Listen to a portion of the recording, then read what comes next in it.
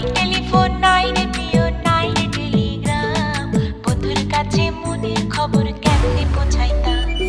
নাই টেলিফোন নাই রে প্রিয় নাই রে টেলিগ্রাম, বন্ধুর কাছে মনের খবর কেমনে পৌঁছাইতাম। বন্ধুরে তোর লাগি পরবাসী হইলাম। নাই টেলিফোন নাই রে প্রিয় নাই রে টেলিগ্রাম, বন্ধুর কাছে মনের খবর কেমনে পৌঁছাইতাম।